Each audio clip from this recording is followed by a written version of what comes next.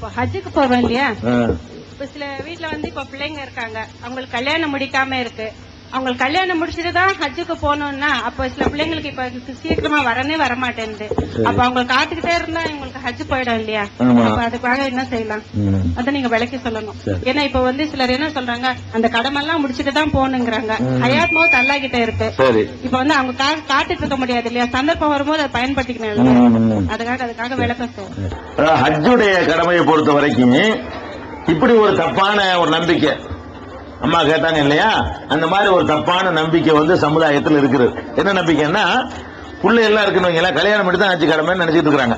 ஹஜ்ஜி எப்ப கடமையாகும் கேட்டா, இருக்கிற பிள்ளை எல்லாம் கல்யாணம் பண்ணி வச்சுட்டு அதுக்கப்புறம் தான் ஹஜ்ஜிய கடமை, அதுக்கு முந்தி செய்ய தேவையில்லை, அல்லாஹ் கேட்க மாட்டான்னு நினைச்சிட்டு இருக்காங்க. அப்படி குர்ஆன்லயும் கிடையாது, ஹதீஸ்லயும் கிடையாது. குர்ஆன்ல அல்லாஹ் என்ன சொல்றான்னு கேட்டா, வலில்லாஹி அலன்னாசி ஹஜ்ஜுல் பைத்தி மன் இஸ்ததா இலைஹி சபீலா. இதான் குர்ஆனுடைய வாசகம். இதுக்கு என்ன அர்த்தம்னு கேட்டா, போக வர யாருக்கு சக்தி இருக்கிறதோ அவருக்கு ஹஜ் செய்வது அல்லாஹ்வுக்காக செய்வது கடமை. இவ்வளவுதான் வாசகம் இருக்குது. போக வர சக்தி என்பது ரெண்டு சக்தி, மூணு சக்தி ஆகலாம். அந்த காலத்துல ஒரு சக்தி என்னன்னு கேட்டா பைசா வேணும்.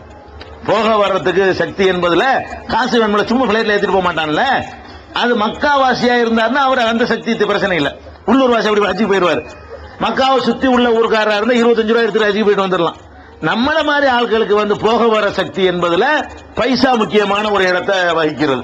பைசா வேணும், கடன்லாம் இல்லாம எல்லா கடனும் போக ஒரு ஹஜ்ஜுக்கு போற அளவுக்கு நம்மள்ட்ட காசு இருந்தா அது கடமை ஒண்ணு.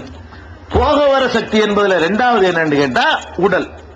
நல்லா காசு இருக்குது, விமானத்துல ஏறி அவன் டேக் ஆஃப் ஆகும்போது மண்டையை போட்டுருவான். அப்படி ஆளு போக ஹஜ்ஜு கடமை ஆகும் அவனுக்கு.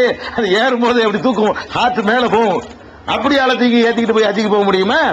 அவன் அந்த உடல் அப்படி இருக்கணும். ஹஜ் கடமை ஆகும் பொழுது அந்த உடல் பிரயாணத்துக்கு தகுந்தது, இவ்வளவு தூரம் போயிட்டு வரலாம் என்ற அளவுக்கு அந்த உடல் இருக்குமையானால் ஹஜ் கடமையாகும்.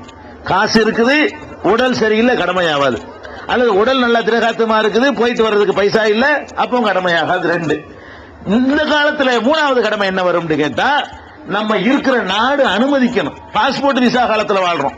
அந்த காலத்துல அவங்க வாட்டுக்கு ஒட்டகத்தை கட்டிட்டு போயிட்டு வந்துருவாங்க. இப்ப அப்படி எல்லாம் யாரும் போக இயலாது. நம்மள்ட்ட காசு இருக்குது, உடல்ல சக்தி இருக்கிறது. ஆனால் கவர்மெண்ட் என்ன செய்யுது, தடை செய்யுது. இவ்வளவு பேருக்கு அனுமதிக்க முடியாது. இப்படி ஒரு நிலை ஏற்படுமையான இப்ப இந்தியாவுக்கு சரி பண்ணி ஒரு 3 வருஷத்துக்கு முன்னாடி எல்லாம் அப்படி கிடையாது. குலுக்கல் முறையில 1,00,000 பேர் அப்ளை பண்ணாங்கன்னு சொன்னா 30,000 பேர் கிடைக்கும், 70,000 பேருக்கு இல்லைன்றாங்க. இப்ப சவுதி அரசாங்கத்தில் பேசி அதிகமான மக்கள் 20 கோடி மக்கள் நாங்க வாழ்றோம், எங்களுக்கு பெர்சன்டேஜ் கூட கொடுக்கணும்னு கேட்டு இப்ப இந்தியாவில் எல்லாரும் கிடைக்குது. இப்ப 3 வருஷமா பிரச்சனை இல்ல, நாளைக்கு நெருக்கடி வரலாம். இதுதான் ஹஜ்ஜுடைய கடமையை தவிர பிள்ளை கல்யாணம் பண்ணணும், வீட்டுக்கு பாதியில நிக்கிறத கட்டி முடிக்கணும், அதெல்லாம் சொல்ல இயலாது. வணங்குதா?